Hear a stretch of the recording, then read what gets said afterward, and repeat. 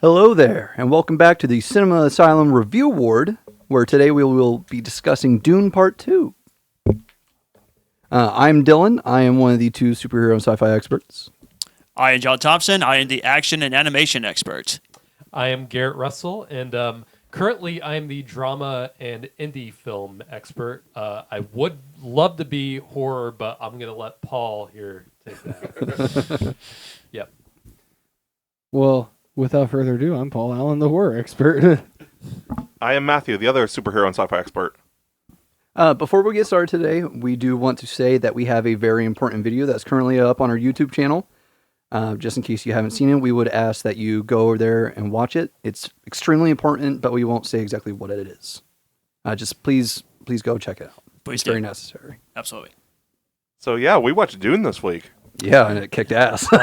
Finally came out after months and months of waiting.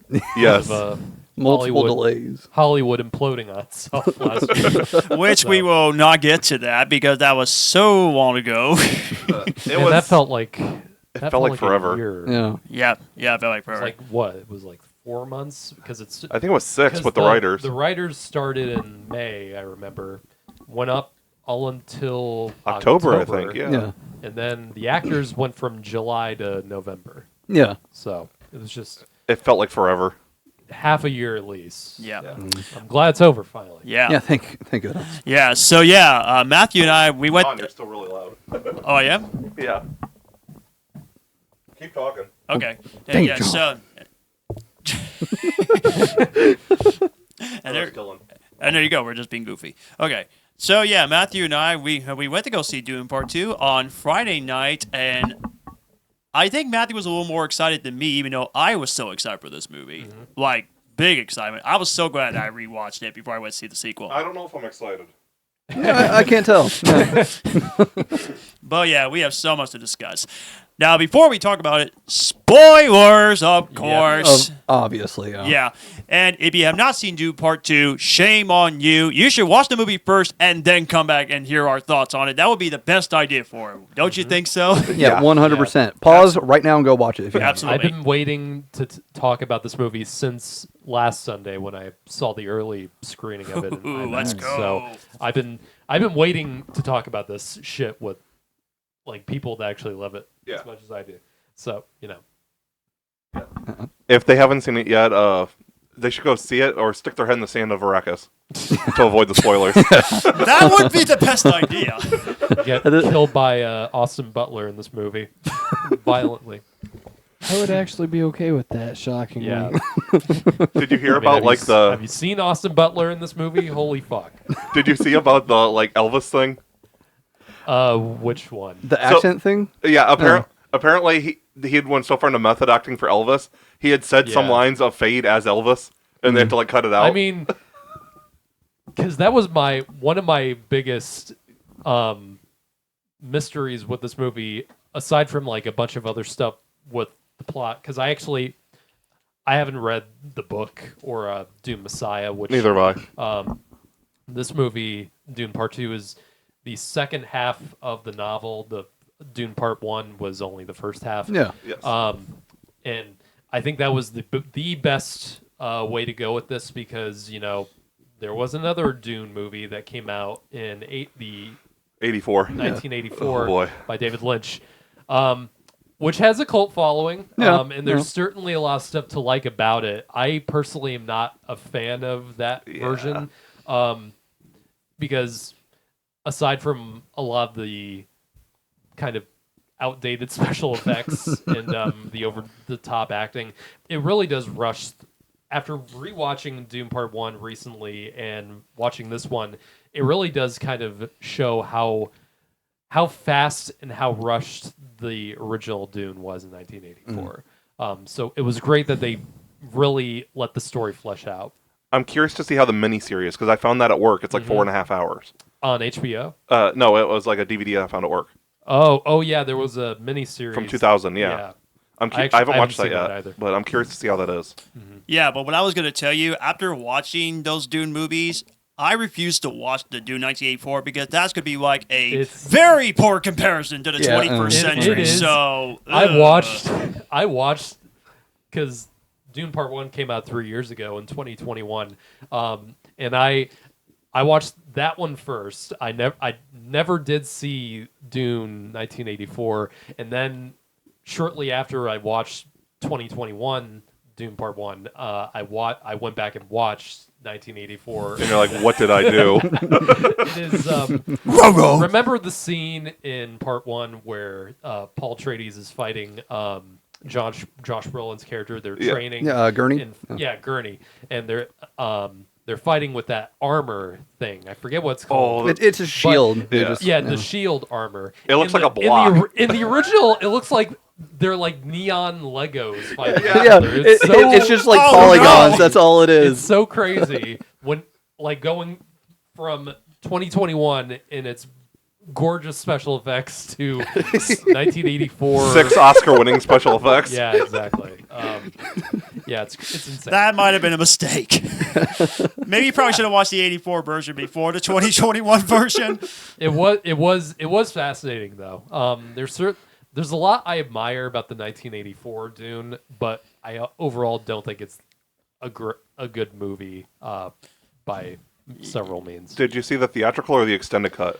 I watched I don't know which version is on HBO Max. Probably the theatrical. Yeah, it probably is. That's probably the version. I did not know there was a director's cut. Yeah, I did there not is. know. Oh yeah. There is a director's cut. It's like 45 minutes longer. Oh yeah. So I guess it's much better than the theatrical version, but that's not I'd really say saying much, so, I yeah. guess. Even so, because combine the running times for Dune Part 1 and Dune Part 2 is about close to 6 hours. So Yeah, it's like 5.5. Yeah. I don't think a 2.5 hour movie can compete with 6 hours of Right. story. Even the director's cut was only 2 hours and 49 minutes. Yeah. So Yeah, I don't think it can compare whatsoever to that. no. Yeah, probably not. And then with the technology we have today too. Oh, yeah. There was Dune has forever been, before Denis Villeneuve took this project on, I've always heard my entire life that they never can faithfully adapt the Dune novels into a movie properly. Because the 1984 one was a horrific bomb when it came out, and critics weren't easy on it. And that was the thing for the longest time. People just believed it was unfilmable. The Dune novels. There's a lot of sci-fi like that though that have now been filmed. The Foundation TV show, they considered Foundation unfilmable for years.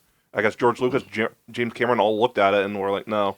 The 3 Body Problem is a new miniseries coming to Netflix later this month. Mm-hmm. That was considered unfilmable. Yeah. So it's amazing what we can do, like between splitting movies into 2 now, because that never was a thing till I think the 90s. Yeah. Right. Between that and then like streaming service miniseries, you can do a lot now. Yeah. I think we can all put those I think we can all put that idea to rest that this story is unfilmable, because Denis Villeneuve pretty much proved that you can absolutely do it. Yeah. Right. Yeah. You just needed the right person to take this on. So Yeah, and I've seen 3 of his movies. I've seen Prisoners, which I love, yeah. the first Dune, and Dune Part 2. We still need to get you to watch Blade Runner 2049. Oh, and yeah, I can't believe you haven't watched. I need that to watch yet. the original Blade Runner first before I go. Yeah, see So-called it. action expert. That makes sense. Well, Blade Runner isn't an action. No, movie. it's straight- That's what I it's a- heard. Yeah. it's a sci-fi noir. yeah, It's I was not- going to say it's not it's about the slow. action. It's not action. Yeah, that was one of the when Blade Runner 2049 came out, and Blade Runner 2049 is one of my favorite movies of all Mine too. time. I think it is better than the original Blade Runner. I think Blade Runner is a That's great, what a lot of people is- said. Blade Runner is a classic. Don't get me wrong, but in many ways, I think Blade Runner 2049 took what worked with the original and elevated it with better pacing, better. Not to say a better story, but a more engaging story. Okay. Yeah, I feel so too. Like, Yeah. the original was kind of rushed. I felt like with the pacing. Well, that was because the studio infamously, because there's like 4 different versions of the original Blade Right. Runner you can watch, and Yeah. that was a heavily edited down movie. And in the original cut, I don't know if you knew this, but Harrison Ford as Deckard voices over the majority of the original in the theatrical version, like in a completely like weird way that doesn't feel right with the movie that it's attached onto. Like, imagine watching the original Blade Runner, but with Harrison Ford's narration through it. It weird. It completely kills the movie. Yeah, I've only seen the final cut, so yeah, the final cut is the definitive version to watch for Blade Runner. And thankfully they didn't toy with that with 2049. Yeah, So. thank God. Yeah. And just real quickly, Coastal Cows of the Third Kind, that has 3 cuts. It has Does it really? It has a theatrical cut, it has a director's cut, and it's got the special edition cut. And I have all 3 versions all on my digital, and I also have the box set. So I do want to watch that movie. Because Steven Spielberg is my favorite. So there you go. But that's another story for another day. I was going to say, like, we'll talk about that movie another day. Absolutely. Yep. Denis Villeneuve, easily, because my favorite director of all time, and most people probably know this about me, is Christopher Nolan. Yes. But there's so many great upcoming and already established directors that a lot of people really are paying more attention to now, and because the recent success of this movie, because the box office results came in today, it's staggeringly good. The performance that this movie has had. I just checked that. It's I think people are really going to pay attention more now to Denis Villeneuve, because Blade Runner 2049, as much as people loved it, it was not a box office hit at all. No. It bombed, actually. Yeah, and that movie, I think that movie was my favorite movie of the year it came out. So, yeah, I think now Denis Villeneuve has proved himself that he can be, a director that's not just, known for his auteurist style. He actually can be, a blockbuster director. Yeah. Because Arrival and Blade Runner catered to a certain audience. Yeah. Like, they weren't blockbuster And Arrival films. was a huge hit when it came out. I remember that movie doing super But it well. was not a blockbuster at all. It was philosophical type. Yeah. It was, yeah. I've seen, I think, all of Denis Villeneuve's films. He's made quite a bit. I have actually not. Prisoners, it was the first movie I saw of his, and that movie haunted me, because I saw that that movie came out when I was 14. Oh, jeez. And I saw that in the theater. Oh, no. With, my family loves dark shit, and I saw I remember seeing, commercials for Prisoners when I was that age. I was like, this looks pretty good. And, we went to see it when it came out, and it was like, this is way darker than I thought it would ever be. Fantastic movie. I still want to get Paul to watch it. Prisoners is a must-see. The performances in that, or like every person in that movie, Should have won an Oscar. is the best. I think the best performance, aside from Gyllenhaal. I think his as great as he is in that movie. I would say Nightcrawler's his best performance, like that he's ever had. But Hugh Jackman in that movie, And Paul Dano. Paul Dano. Oh my God, They both should win Oscars for that. yeah. I agree. Some of the best performances I've ever seen. Then he went to do Sicario with Emily Blunt, which also is a great movie you should watch. I totally want to watch that, absolutely. Yeah, great thriller. In case you don't know what it's about drug cartels and all that stuff. It's very intense, like Prisoners is. Then he went to do, I think, Arrival was next. Yeah. Arrival is a beautiful, psychological, very deep and poetic kind of sci-fi. Not your usual kind of sci-fi you see with alien films, but that is a terrific film. Then Blade Runner 2049 after that, which so many people loved and adored. Then I think Dune was next after that. Yeah, that's the 2 Dune movies. Yep. So I cannot. We all know he's going to do the third Dune. God, I cannot wait to see what else he does. Rumor has it the studio is going to carry on and do at least 1 or 2 more after that. Because there's more books, right? There's 6 books total. Yeah. So they have a whole gold mine of stories they can do.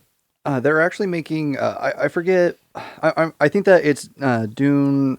Prophecy. Yeah, I forget what the second one was, but the third one was Messiah. Yeah.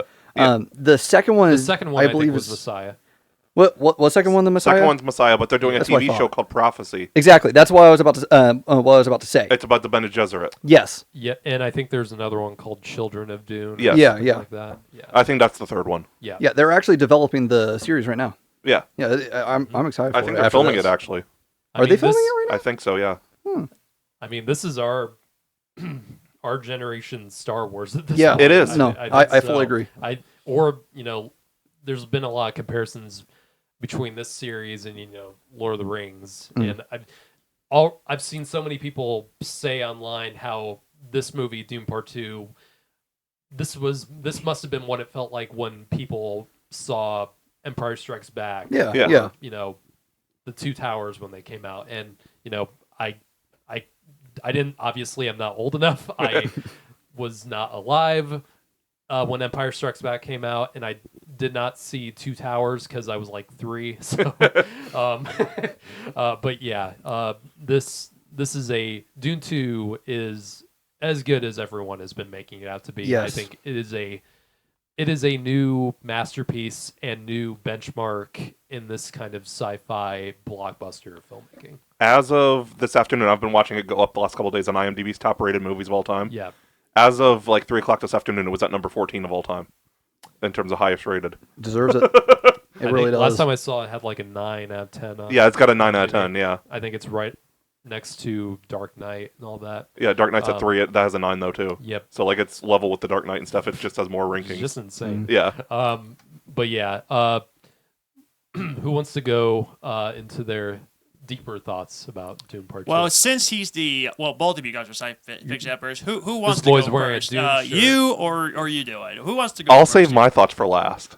Okay, okay. Yeah. So Alright. I guess Dale can go first then. All right. I should state for the record, I wasn't a big fan of Part 1. I'm not a big fan of Denis' style as a filmmaker. I can admit that they're great movies. Like, I'm not stupid. like I can see that. So I should state for the record, I wasn't a big fan of Part 1. I did rewatch it recently. I did have a better time rewatching it. It still was just not exactly my style. Like, Right. I'll rewatch it to rewatch Part 2 every single time. But no, I love this. This was amazing. I really wasn't expecting to love it. Yeah, I think the thing that pretty much everyone is saying about this is that even people who weren't in love with the first film, because I loved it, but it does, I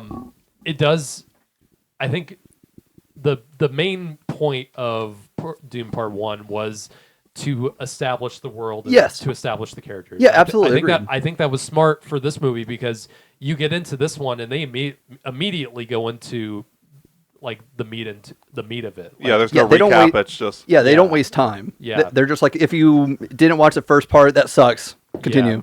I think it was necessary to have all that set up in Dune Part 1. Yeah, I yeah. think that was very important. I think absolutely. I think unlike some other two-parters, like this is purely one movie.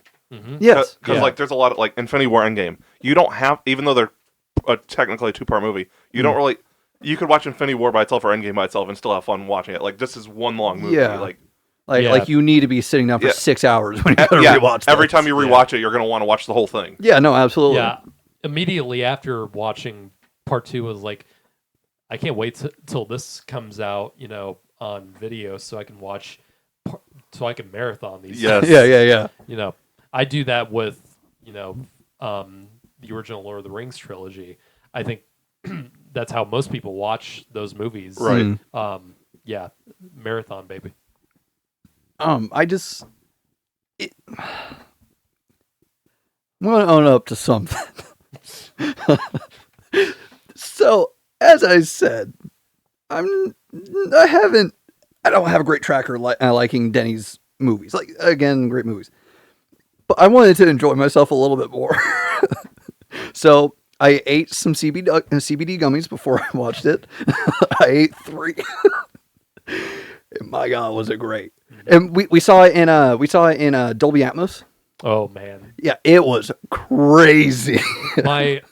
I I've only seen this once. I didn't have a chance to see it this weekend, but the second time I see this, because the theater in our state in a theater that's actually really close to me has the 70 millimeter version of it at the State Museum. Yeah, that will be the second time I watch this movie because it is going to be incredible. Yes, as the biggest screen in the state. Yeah, and only a handful, because that was the theater I saw Oppenheimer on in 70 millimeter, and that was just spellbinding.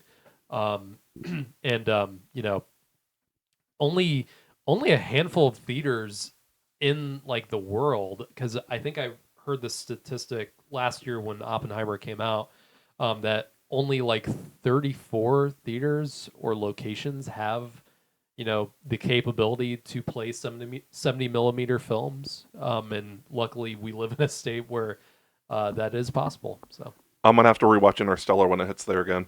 I want to see Interstellar on that. Yeah, I went to see back in I think it was 2020 when movie theaters finally opened their doors again.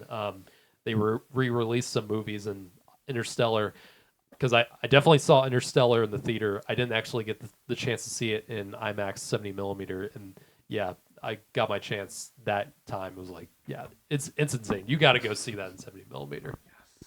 Yeah, it was awesome. I feel a little weird talking good about this movie. I gotta be honest, but because the reason why is because I feel like it kind of reflects on me as a person, as a moviegoer, because I'm not somebody who's hypercritical about movies. Like, my core philosophy when it comes to the movie-going experience is a movie is a good movie if you're entertained. And if that's my core basis, like that's my lifeline, like that is my baseline for jurisdiction of saying this is a good movie. It makes me feel like I'm not. It makes me feel like a fake moviegoer. Like I just go to the movies and watch for explosions. And like we said earlier, part one was a lot of setup, and then part two was the payoff. Part two was where things really kicked into gear. And I feel like a lot of it stems from the fact that it was a bigger movie. Like there were so many action scenes. It was so tense. It had me on the edge of my seat like the entire time. And it's because it was constantly moving. Yep. Like it was the grandfather sandworm scene, fucking amazing. I lost my my jaw was hanging.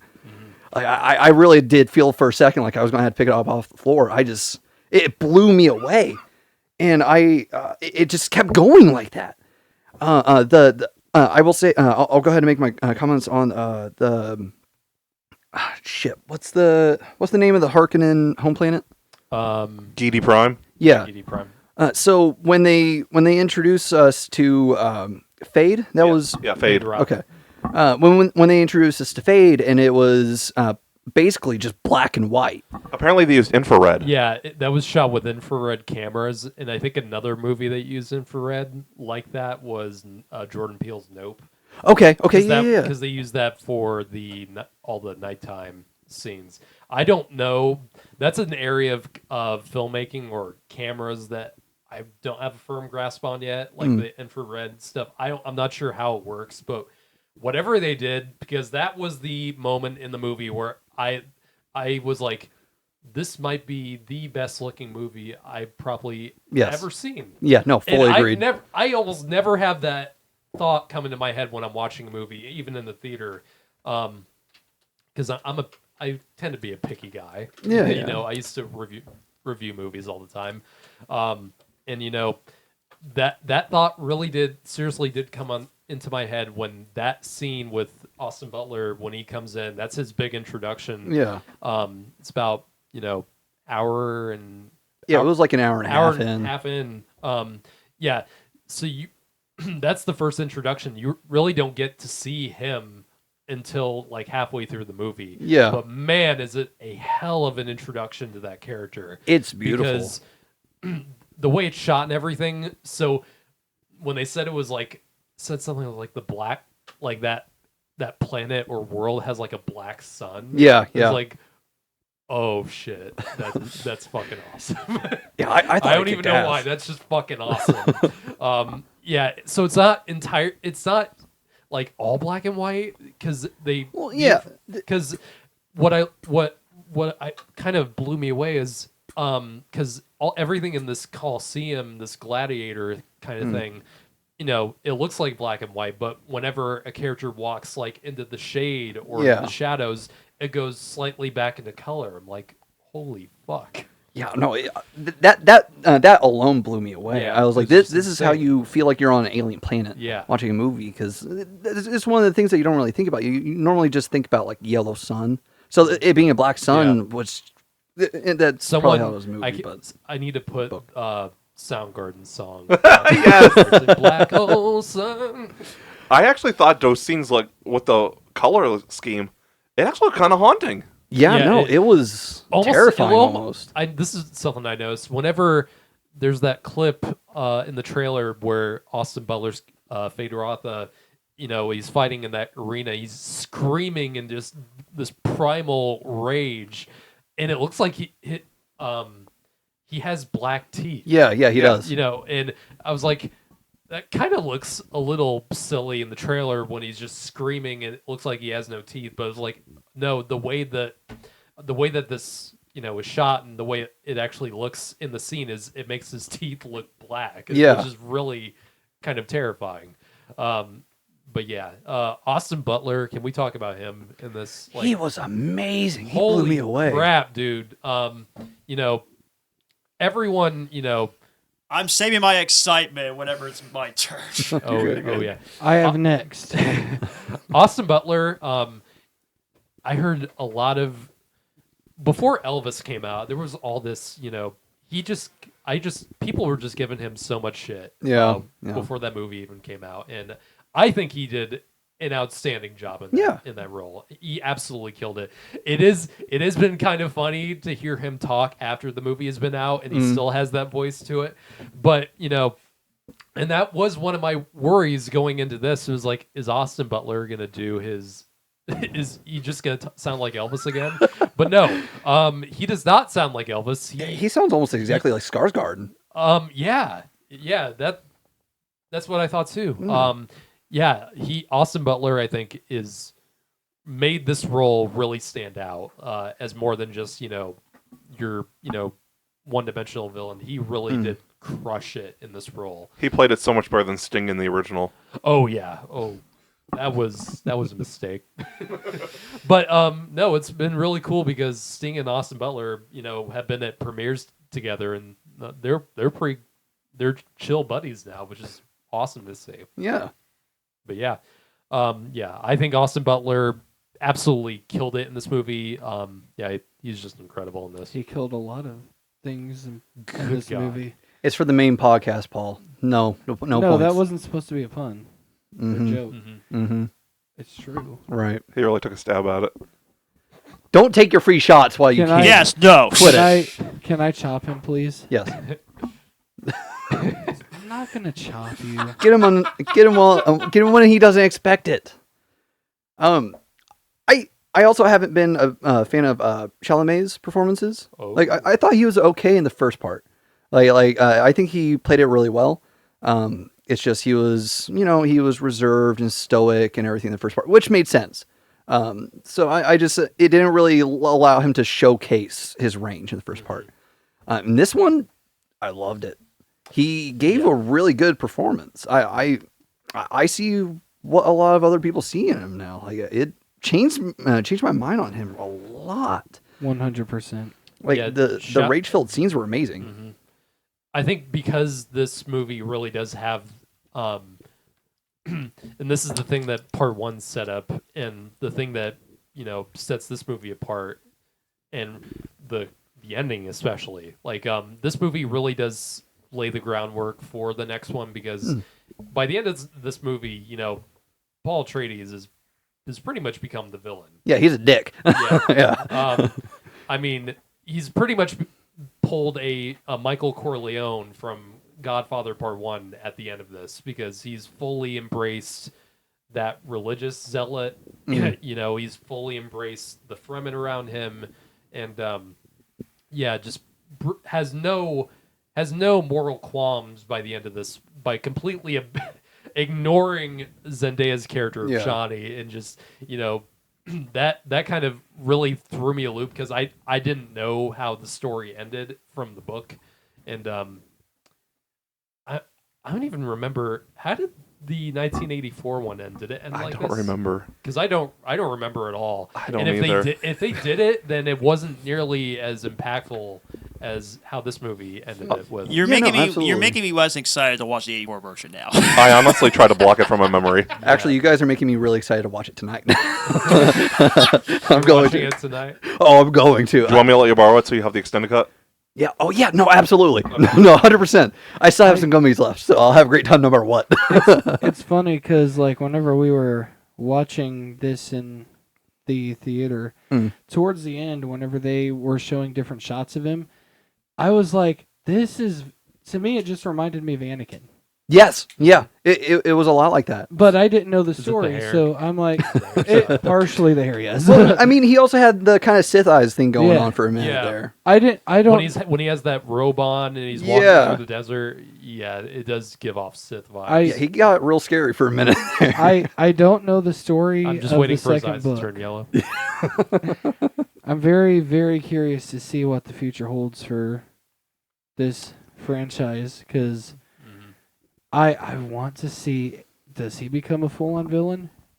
I think he kind of does. Yeah. Because The Holy War. From what I've heard, Messiah's, he's basically like, he's become that level of leader. Yeah. You know, the ruthless kind of leader by the end of this that teases. So I don't know how exactly that's going to happen in the movie when part 3 comes out, but yeah, so excited to see what they do with it. If the third book is only going to be one movie, it needs to be 3 hours. Yes. Well, I think that they're going to continue that trend. Or 3.5. Yeah. I feel like they're going to aim for 3.5. It's a monumental story that you really can't condense under 3. Yes. Like, it's insane. I hold the same opinion for Marvel's upcoming Secret Wars movie. It has to be at least 3 hours. Yes. There's a lot to go in that, but Longer that's a than completely Endgame. different topic. Yeah. I really like the fight between Fedorotha and Paul. Oh yeah, I'm getting chills thinking about it.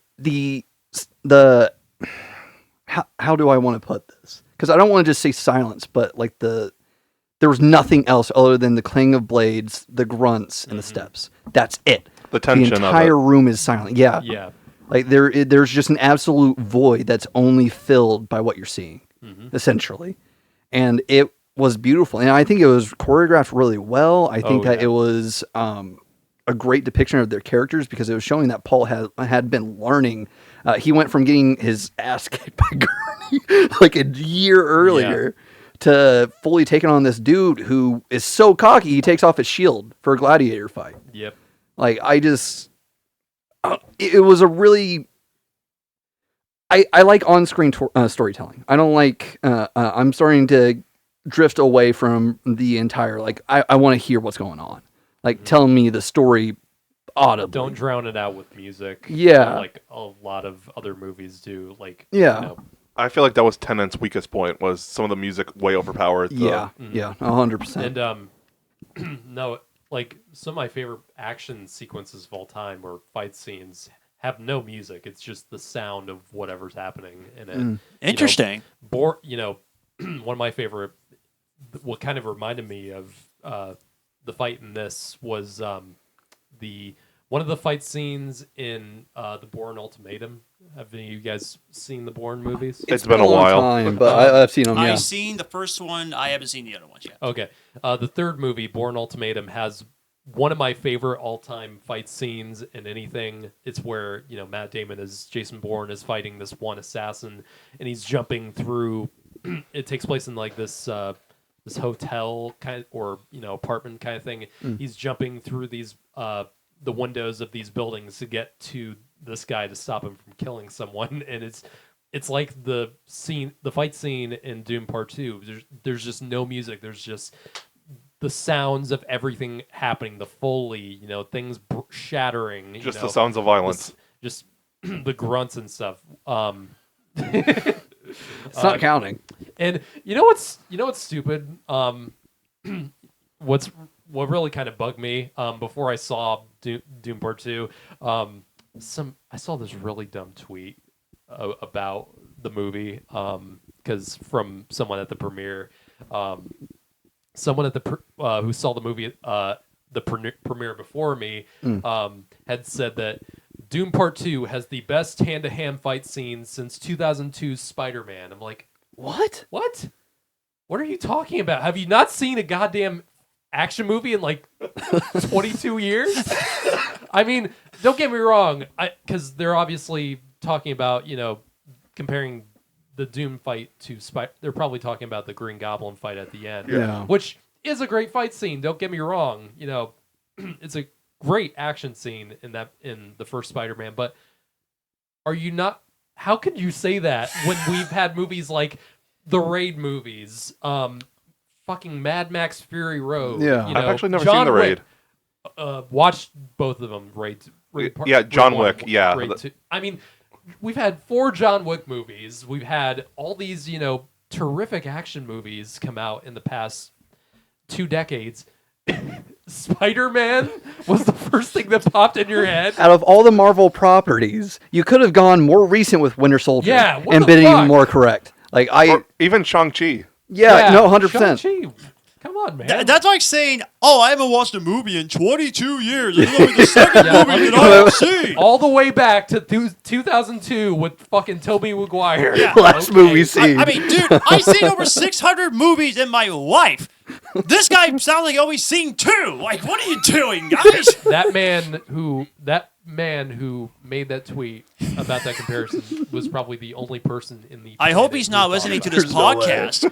I hope he's not listening to this. I hope he is. He's getting roasted. Sir, if that scene was the first thing that came to your head, watch anything that's come out in 20 years. Yeah. Back in anything else. At least describe to us your line of thought. Yeah. That was like the most basic comparison I've ever seen. Oh, Lord. Way back in my day. Godspeed. Please. Back in my day, Sonny, when I was your age. Man, now I had to find this tweet. I gotta add him when we drop this. This would actually be funny. Remember in that fight scene in the first Spider-Man where Peter's getting his shit kicked in by the Green Goblin in that building, there's a part where he gets knocked back and he falls on the ground. It's like, yeah, that's the sound that Tobey Maguire makes. Someone needs to put that scene in this fight scene in Doom Part 2. Just when Paul Atreides gets punched or something. No. I know exactly where to fit it in. It's where he completely collapses in front of the crowd, right behind where Fade had started. And he just ragdolls. That's exactly where he needs to go. I read an article the other day, Garrett. I'm gonna have to send it to you. It was the worst film journalism I have ever seen. Okay, I saw you posted that on your Facebook. I read that. It was the most pointless thing I've ever read in my life. It's like, what the crap? Okay, I get it. You saw this movie at 3 a.m. Cool. He didn't even say anything about the movie itself. No, but what really got me about that was because it was like I've dreaded this day for 2.5 years of watching Doom Part 1. It's like, hold on. I need some context. What the fuck did he say? Matthew can probably explain it better. So there was an article from Variety of all sites, so it's a major news site. Okay. And he's like, I seen Dune Part 2 at 3:15 a.m. That was the name of the article. There was nothing actually about the movie. He was talking about dreading seeing the first movie, his experience at the theater, getting popcorn, how he was tired. Okay. And he talked about the people he met at the theater, but nothing actually about the movie. All right, that sounds like him problems. That's all it is. It's him just complaining about his movie-going experience. That's the most pointless article that Variety has ever posted. The fact that it's Variety too, Variety is a credible source. Don't get me wrong. It was why'd you write this? Yeah, that's the worst movie review I have ever heard in my life. But I mean, yeah, you're fucking tired. It's 3 a.m. Right. I saw, I had a job where I got to see, midnight screenings of movies that were not released yet. That was a few years ago. I got to see, during that time, I got to see No Way Home at midnight, in a very early screening. I got to see I got to see the first Dune at midnight, and I mean, yeah, you're fucking tired. And I was in college back then. Yeah. So it was like, fuck off. Exactly. Screw you. I mean, Variety is it's your fucking yeah. I mean, it probably wasn't his choice. It wasn't. He said, yeah, a hired thing. Yeah. But I mean, yeah, if it's a part of your job, maybe don't complain about it as much in your public article. Just like the one Black Adam review, like you could say what you want about Black Adam, it wasn't the best DC movie. No. But like one of the reviews on Rotten Tomatoes said, I'm not a fan of superhero movies, so this is a bad movie. Yeah, I hate I've seen so much more of that recently. Journalism is really dead in the film industry. It is. Yeah, I can see that. The last year with I know you weren't a fan of it, but Barbie, all that. I've constantly, from family and friends who watched the Barbie movie. Also, I love the Barbie movie. Yeah, I thought it was great. I was surprised how much I actually really enjoyed the movie. But I've heard so many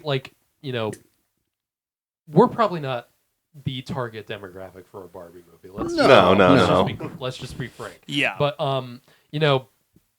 I've heard so many people come to me and say they didn't like the Barbie movie, and it's people like us, guys in like their 20s to maybe 40s, and so many reviews on YouTube are like that nowadays, where it's like, it's just such entitlement. It's such fucking old man yelling at cloud syndrome. Yeah. It's kind of a get off my lawn kind of rant. Yeah. Yeah, exactly. Paul, shut up. Getting off that, I know you were going to say that would be me. Thankfully, that's the only real dumb thing, like article or review. It wasn't a review. It was a blog, basically.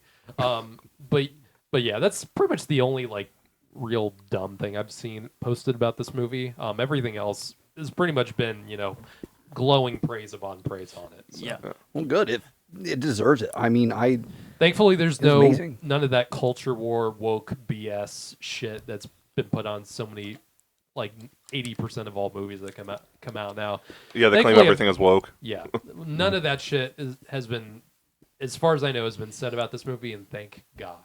Yeah. So, was there any other praise you were to give this movie before Paul comes next? I guess I just I also hadn't seen a whole lot of Javier Bardem's acting repertoire. Oh, really? I've seen highlights across his films. No Country for Old Men. I haven't seen the entire movie, but I have seen a bunch of his famous scenes from it. So I thought that was really good. Definitely watch the whole movie. When you hear and see his name, that should be the first movie that you watch from him. Okay. I'll make sure to watch that tomorrow. It's not even my type of movie, and I love it. It is probably one of the scariest villain performances of all time. That's a lot of what I've heard. Javier Bardem, that was the role that put him on the map. Yeah. Everyone, phenomenal movie, absolutely. But he is the main thing you will remember after you watch it. No, I believe that. Without a doubt. I think that his performance was also really good in this. Oh, he was great. Almost the comic relief. A lot of the jokes came from him. Yeah. Just or we return your body to the living waters. He was great. I loved him. I think that he played a really, which it plays into that's how his character was written and all that. But he played that kind of a role really well, where he was the zealot of the Fremen on the Northern Hemisphere. He's almost like the Yoda of the story in some ways, or maybe a combination of Yoda and Obi-Wan kind of in one character. a lot, the mentor figure that's still, has his, moments of his moments of his sense of humor. Yeah. His almost his level of devotion to Paul Atreides and his prophecy. It's hilarious in many parts of the film. Yeah, and it's moments of humor that are not forced, because whenever you bring up moments of humor in a movie like this, everyone always assumes like, oh, it's going to be like a Marvel thing. They're just going to say one-liners at each other, right? Something physical. No, it's nothing like that at all. It's purely based on the relationships between the characters and all that, and the way everything is written together, and everything just flows really naturally. Especially in recent years, Marvel's humor feels really forced. God. Yeah. Guardians was the best. Not forced humor recently, I believe. Yes. Yeah, well, that's James Gunn's thing, that he's mastered, and I think that Marvel recently has kind of took James Gunn's sense of humor and tried to emulate that. It just hasn't worked. Yeah, they don't have the magic touch the same way that he does. Nope. Speaking of which, just shameless plug, they've changed it from Superman Legacy to Superman. Yes. That's coming out next year. We're so excited for that. Yeah, it's going to be great. We'll, I'm sure we'll talk about that on the ramp up on the next full episode. Yeah, we will. Yeah, there's a lot to catch up on. That was really good. I don't have a whole lot of comments. I'm sure that I'm going to keep I'll keep making comments with your guys' independent reviews. If you guys want to, Paul. I'm just going to save the ranking for later since we normally do. Yeah, we'll rank at the end. Yeah. Yep. Oh, John, you're going to hate me so much. No, please don't. No, please don't. I hated this movie. I don't know if I believe you. I thought it was terrible.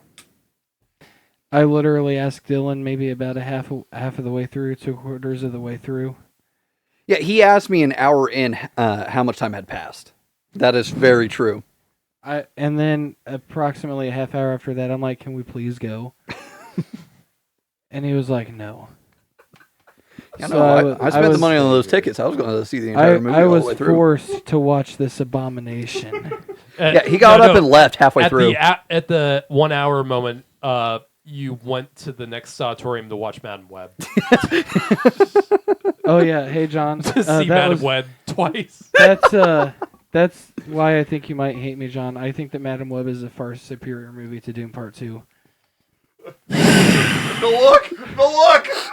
You cannot be serious. Oh, God. His lips are quivering. Why can I not be serious? Movies are subjective. Why so serious? Can we skip Paul, please? No, he has every right to give his review. You just gotta wait your turn. The movie sucked. Timothy Chalamet did terrible. The fights were horrendous. No, okay. Awesome. I'll stop angering John now. It was a bit, buddy. Don't worry about it. Oh, thank you, Jesus. I knew it was a trick. Okay. You've known this man for how long? I've been After around a him year. for, I say, almost 2 years since we've been friends. John, you and I have only known each other for a year. Yeah, it was through the podcast that the three of us met. I think we got the hand on 2022. I don't know if I met you at Matthew's. Yeah, you guys party. met at one of my parties or something, cookouts or something. Oh, okay. Yeah, probably. But anyway, go ahead. In any case, anyone who knows me for any length of time should know I'm going to fuck with them a little bit. Yeah, Yeah, I at know. least a smidge. I know. It's a rite of passage to be a friend with me. To be friend with both these two at this point. Yes. So anyway, no, for real. Here's my take of the movie. I think that this is going to be movie of the year. There's really nothing else coming out. You. There's a few things I'm still really looking forward to this year. I do want to clarify.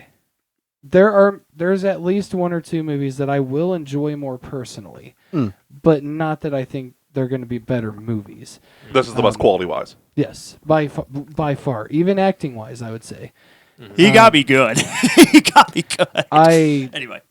I found it to be visually amazing. I think anyone who says that it's not good visually is blind. Don't have eyes. Yeah, they're liars. They're born Yeah. without eyes. Don't ever watch a movie again.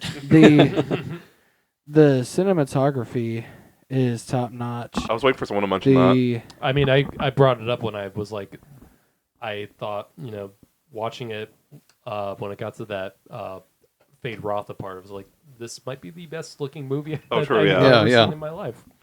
Yeah. I love the fight scene so much. Mm-hmm. Like, anybody who knows me knows that I love fights. And, like, that last fight, I was on the edge of my seat. Mm-hmm. Yep. It was so well done. I'm curious if any of y'all might know, did Timothée Chalamet and Austin Butler actually do that themselves, or was there ever stuntmen? I guarantee there was stunt work. I believe 'cause I feel Austin like did a lot of his own. unless you're like Tom Cruise or Keanu Reeves, you're probably not going to have your actors do that. But I'm sure they did partake in a lot of training and preparation for it. Absolutely. I believe Austin did some of his stunts. I read. Mm-hmm. No, Well- he looks like a very physical guy. Yeah. I mean, fuck. I have not seen Dune Part 1. So What? I haven't. Although to be Paul! fair, And though, and I have read a report on Facebook that says you don't have to watch the first Dune to enjoy Dune. I think I you have to watch argue. thoroughly I- disagree. with Yes, that. 100%. But did you follow this movie? Okay. Not Like, at first. At first, it was confusing because I knew that it was picking up where it left off Right. in Yeah. Part 1. So, like, there was certainly moments that I was a little confused as to, like, certain character relationships, how they develop, so on and so forth. Certain story points. But, like, once I put two and two together after a few minutes, I was able to follow along. I think that is a mark, regardless of whether you've seen it. I think it is a mark of a great movie when it is a sequel like this, and you still a general audience member, regardless even if you haven't seen it, you can still gather what's going on, even if it has to be eventually. So yeah, I think that is a mark of a truly great film. The acting in it was phenomenal. I'm gonna second what Dylan said about Timothée Chalamet not really being a huge fan of his prior. Yeah, yeah. I've even said it on the podcast. The only movie prior to the end of last year that I enjoyed his performance in was Lady Bird.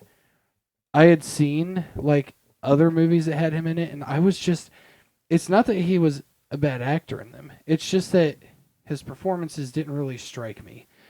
Not saying he was a bad actor, but it wasn't until I saw Wonka of all movies Okay. Yeah, that I was like, okay, he's actually pretty damn good.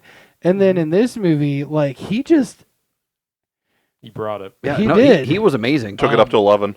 I'm definitely a Timothée Chalamet fan now. Yeah, I thoroughly loved his performance in this. It was brilliant. I've been championing him. I've been a big Timothy fan for a while now. I see it now. I see why now. Since Interstellar, I think when he's Matthew McConaughey's younger version of the son. Oh, I Yeah. didn't realize that was him. Yeah, Oh, no, yeah. absolutely, yeah. That was one of his. That was probably I the made first the role comment. I saw him in Interstellar. I don't remember that. Yeah, I made a comment after I I watched don't Interstellar. remember that either, and I've To be seen that movie fair- twice. To be fair, it's not his best performance. You can still tell he's I don't know how early on he got into acting. Yeah, I he was I probably don't like know. 14 when that happened. So. Yeah. No, he's probably like maybe later teens. Oh, okay, he he's looked still- younger. Yeah, it was like 2014. Okay. Yeah, I mean Yeah. Hollywood, you can never. Yeah, any Yeah. character who was 14 is usually played by at least a 20-year-old. Right. Tom Welling. a lot of it with a lot of movies, I feel like it has to do with content too. Yeah, They don't want kids like saying certain things, or if, I think, if there's Yeah. any sexual content, obviously they're not gonna have kids. I think the Dear Evan Hansen movie was, I think, the turning point for casting older people in roles that should be played by much younger people. I can say this real quickly. I actually like Dear Evan Hansen a lot. I didn't see it, and and you might be one of the very few people that did. Yeah, I haven't seen it. I did listen to the musical. I've not seen it. I did listen to the musical soundtrack, and I loved the soundtrack. And I actually enjoyed the movie version, but I only seen it once. So, What other thoughts do you have, Paul? I mean, there's not really a whole lot that I can add to it other than what I've already said. I do have kind of a hot take. Well, not necessarily a hot take.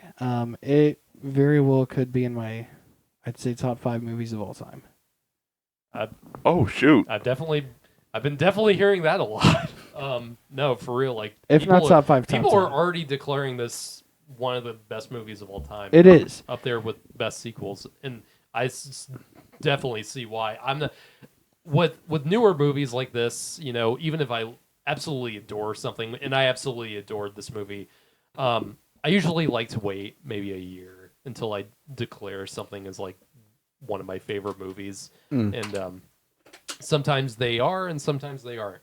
I can definitely see this becoming, one of my favorite sequels of all time. Up there with like Terminator 2, of course, Empire Strikes Back, Dark Knight. I think Dark Knight is still my favorite movie and my favorite sequel of all time. But yeah, this can approach that. Yeah, what do you got, Dylan? I was just going to. I looked this up after you guys were talking about the stunt doubles.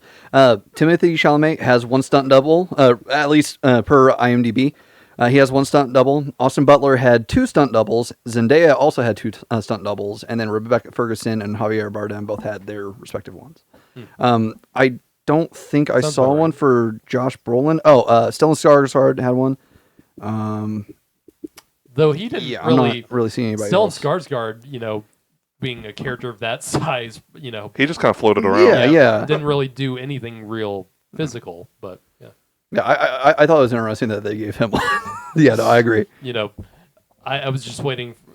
One of my favorite moments in part 1 is that scene with him where he's gigantic, when he's rising up with My Arrakis, my Dune. That scene is iconic. It And is. That line It really reading is. is iconic. But yeah. I feel like it has to do with rewatchability. How many times you rewatch it before you can make a judgment call of how high it's going to be on your rankings. Yeah. Last time I think I was on this podcast was when we all talked about Oppenheimer? Yep, Nolan Oppenheimer. and Oppenheimer. Yeah. And when I was talking about how much I loved that goddamn movie, and I still absolutely do. I've seen It ended up being my I've number 1 movie of the year. it was definitely my number 1 last year. When I was on your show, I said this might be easily might become Nolan's most important movies ever made. I still absolutely stand by that movie is going to probably become what Schindler's List was for Spielberg. Oppenheimer will be that for Christopher Nolan, and Okay, I think time will tell. But I do think that this Dune Part 2 will be in a year from now be in that conversation of movies like Godfather 2, Dark Knight, Terminator 2, all that. I think 10 years from now, 'cause I believe it's 10 years is the minimum. I believe both Oppenheimer and Dune Part 2 will be among the film registry's save movies. Like if there's like a nuclear war, like they put it in a bunker to preserve film history. I feel like both of those will be in that.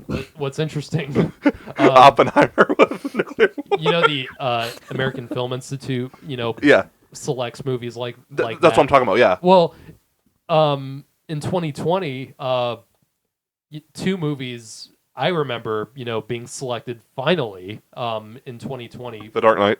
Dark Knight and Shrek.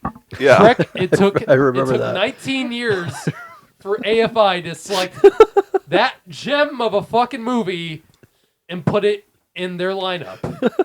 I mean, They must have decided that, hey, now he's an all-star. yeah. It took them 12 years. You can't do that. We're not in the podcast part yet, man.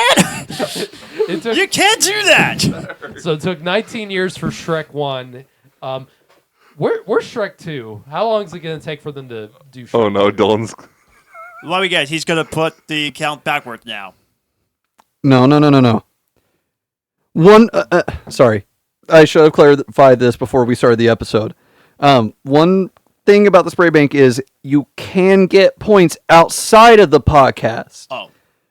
But it's really hard to do it. Outside of like the main episodes. It has to be really fucking good. And that was really good. That was really good. Paul had 2 yesterday. He tried 5. I didn't give him 3 of And them. all of them should have counted. No. Fuck you. Fuck Here you. Here we go. You did. Again. Matthew, Bang. 333. Y'all said All we right. weren't going to do this shit on there.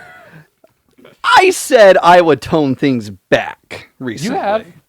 I feel like I've been really Now's good. the moment to hit that limiter on yourself. Yeah, no, I am. That's Yeah. a good one, buddy. Okay. But anyway, yeah, but I didn't know if there was anything else, or Matthew, anything else you want to say before Paul, you got anything else? Hey, now you're an Go see. Good one, Garrett. Go see this movie for the love of God. in IMAX and in Yes. 70 millimeter. I'm if so you glad. can, yeah. I'm You have so it. glad we saw it in IMAX. Oh, you It- did see it in IMAX. It wasn't Yes. IMAX, it was we went Dolby. together. Yeah, it was what? It was Dolby, not IMAX. Okay. Well, Well, Dolby is, Well, no, I prefer Dolby because I just first of all they had the recliners, and so it's just a nicer experience I will together. That way, say- I'm not doing this with my seat which buddies. what was the theater that you The 31 one? and We went to 17. AMC 17. Oh Yeah. yeah. I go to that theater a lot. So the IMAX theater didn't have the recliners. Yeah, that IMAX theater doesn't have Yeah. recliners. It was like the regular steel folding ones. Yeah. That's weird because the main theater I go to has recliners in every single theater, which is kind of stupid that one, and that's one of the biggest theaters in our area. Yeah, no, absolutely. But Well, I think that it's just so they can fit more butts in seats. I think that's Yeah, the only reason why and they it- haven't made that conversion. dude, I got a picture of when I saw. I don't know if I shared this at all, but when I went to see, went to the early screening of this, I was not. I mean, I was expecting there to be a lot of people there, but not to the extent that there was in the wow. lobby. It was insane. Like, Oh, wow. this was last summer, because it was like that of last summer when the premiere of Barbenheimer, Yeah. Barbie and Oppenheimer, because that was just the biggest movie event of last year. It was that level, Yeah, no, absolutely. People were incredibly excited for this. Yeah. After all, I bet Dune's going to have the biggest box office since Barbie. yeah, I would say think so. too. yeah. Not counting Taylor Swift, Right, yeah. Yeah. because that was insanely. I just would like to say that I am so glad that we live in a generation that we've had 2 movies like this now that are just so well done, that are masterpieces. What's the other one? Oppenheimer. Oh yeah, Oppenheimer and Dune Part 2 are the 2 best movies that have come out in a long time. Yeah, I think, because I think last year was a great year for movies. in Oh, general. yeah. Yeah, A lot of absolutely. people, will talk about all the movies that bombed last year, and yes, there were a lot of movies that bombed, but those were mainly, franchise movies. It's not yeah. necessarily a statement on the movies themselves. It's just the level of franchise the level of franchisement that last year unfortunately had, where people were just kind of tired of all these third, fourth, fifth sequels to everything, and they wanted to see something new, like Barbie or Oppenheimer, or something even like Five Nights at Freddy's, which regardless of whether you liked it or not, it got people talking, and it got people wanting to see it. Part of the sorry, Nolan. Part of the franchise thing too was DC's done so many things. Like, they canceled this movie, they've rescheduled this one, and with James Gunn's new universe, people just don't care anymore. Well, they can get people. That's the thing. People will care because there's that saying that goes around is like winning cures everything. You know, you can lose over and over again, and you know you're gonna lose. You're not gonna win every time, but winning will, you know, it will make people think differently about you. Yeah. Whether you made it a great movie to the level of this one, or you know you got people talking like, you know, it's not just about, you know, DC or Marvel or Star Wars. It's just about people are getting tired of the same old thing, and they want something like Dune Part 2, or they want something like, you know, Top Gun Maverick, where it's, yes, it is a sequel to something, and it is based on something, but it's something that feels like it hasn't been done so many times before. It doesn't feel like it's not, you know, the 5th time we've seen Indiana Jones. It doesn't feel like, you know, the, you know, 7th, actually, no, the 10th Fast and Furious movie. You know, people will get tired of that. Yeah. And people did get tired of that last year, and they put their attention on new and fresh, you know, maybe, yes, Barbie is based on, you know, something that everyone knows. It's one of the most popular IP franchises of all time. Yeah. But it was something that people hadn't seen before, and something like Dune, people haven't seen this kind of thing before. The only like franchises that show repeated movies, well, not franchises, but I'd never done more character string in terms of superhero movies.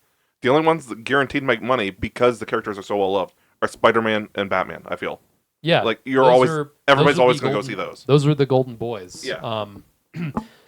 I'll say that you know, Guardians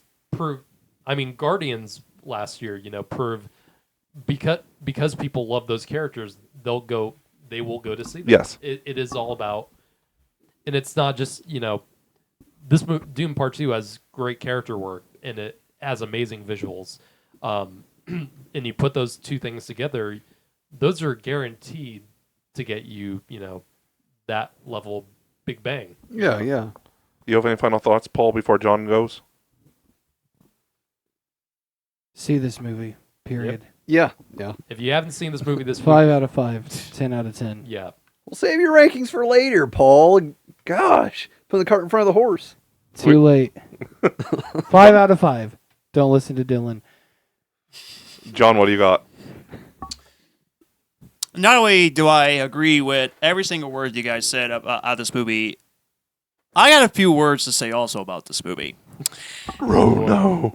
In a good way. Trust me, in a good way. Okay. So, why are you throwing it at me? I'm not. I was trying to flip it Burn around. shit. Hey, we said no throwing water bottles. yeah, exactly. I wasn't. I was trying to flip it up in the air. Right. Wink. Okay, but anyway. Whew.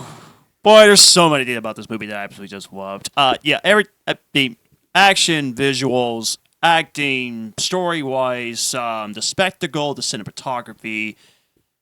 Not only did I love this movie broke me. Like, this is the one where I was like, I'm done. Because when I was making my list of the most anticipated films of 2024, there are lots of movies that I am excited for that's coming out this year. Mm-hmm. Like, I have Inside Out 2 as my number one. I'm looking forward to that. Yeah. Too. And there are other films I'm also looking forward to, like the sequel to Joker, sequel to Deadpool, and there's also Kingdom of the Planet of the Apes that's coming out. That is another one. Yeah. I think people should be talking about more because it seems like even though people, every time I ask people about, or I talk about them with people, they say they love them. Where's that talk about the most recent Planet of the Apes movies being one of the best trilogies in recent, like, of all time? I still have not watched War. Oh, Yeah, I haven't watched the my final God. one. War is amazing, dude. You gotta watch it. they only get better. Those three Apes movies. Rise was awesome. Rise was really good. Dawn was incredible, and then War really tied a really great bow on everything. I actually feel horrible about this. I bought War on Black Friday that year, and I still have not watched it. Holy shit! I Change I that. can relate to that, but shame on you still. Change Watch it that before May. now. Watch it before May when it Yeah. comes out. But If you don't watch it before you see Kingdom, I will. problems. yeah. Can I chop him again if he doesn't watch it this week? I'm gonna watch it next week probably. Because I'm doing my Fast and Furious rewatch right now. We'll But, make it okay, fast. So Fast and Furious is your priority over goddamn Planet of the Apes. Exactly. For right now, Why, yes. dude? Get your priorities Why, straight. dude? Okay, but Fucking kidding. yeah, but anyway, as much that I am so excited for these movies, I'm gonna tell you the truth right now. I swear, even if I absolutely love those movies, it's not gonna be Dune Part 2. I really don't think it's going to be. If I say I love the Deadpool sequel, if I say I love the Inside Out sequel, heck, even if I said I love the Moana sequel, it's not going to beat Dune Part 2. It's not going to do it. And I was speechless after the film was over. I couldn't say a word. I looked over at Matthew, and I was just like, what did I just witness? Nobody said a word. It was quiet in there. Exactly. And People are. I don't know if you guys had this. There was applause at the end of this. No, Was there everybody was applause? just silent. There was like 2 people that clapped, but then I mean- whenever no one else clapped, they quit. Yeah. Everybody kind of just got up and started leaving People- immediately. I mean, people clapped at some dumb shit. Like the first 3 Transformers movies. I thought you were gonna say. I thought you were gonna say the first Harvest. I was gonna be like, wow. That's true. People did clap for the What I first Harvest. experienced. Now, the only movie I've ever seen clapping here in Shelbyville is No Way Home. Yeah. And there was clapping at the end, and there was a dude in a Spider-Man costume who, when Was- Tobey Maguire came on screen, he just stands up and he's like, yes, yes, yes! Man, It was you, wasn't it? No. it was the weirdest feeling watching that on opening night, No Way Home, with like the huge packed crowd. Yeah. And already and being the only one who actually knows everything that's about to happen. That was one of my, like, the first time I watched it, it was insane, but it wasn't with like a huge crowd. Right. And the best time seeing that was the opening night with like the main general public seeing it for the first time.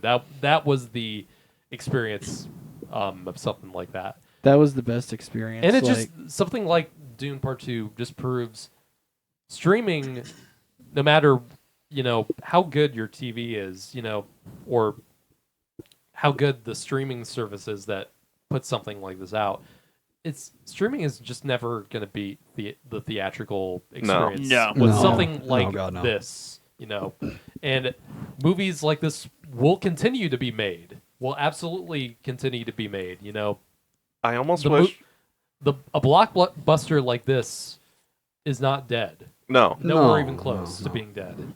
Something that is made with such care and made with such ambition under such a brilliant director and a brilliant cast and some of the best visual effects I've seen in years. This movie has flawless special effects everywhere, and the fact that they actually filmed this in an actual desert instead of just on a bunch of green screens. Yeah.